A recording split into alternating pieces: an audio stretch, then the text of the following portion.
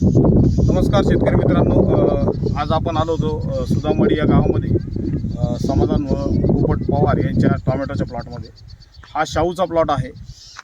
सततचा पाऊस, गेल्या 8-10 दिवसापासूनचा जो पाऊस, बऱ्याचशा ठिकाणी समस्या येत आहे गेरव्याच्या.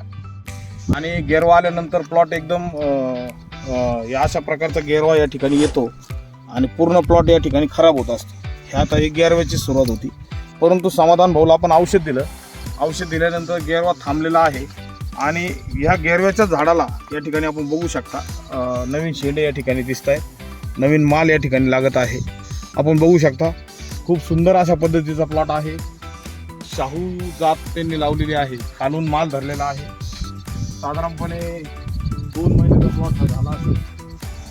खूप सुंदर पद्धतीनं या ठिकाणी समाधान भाऊ गेरव्याला दिसत आले ना तुम्हाला, चांगले दिसत आले. गेरवा जागा स्टॉप होऊन या ठिकाणी ते बघा तुम्ही शेंडे या ठिकाणी दिसत आहे.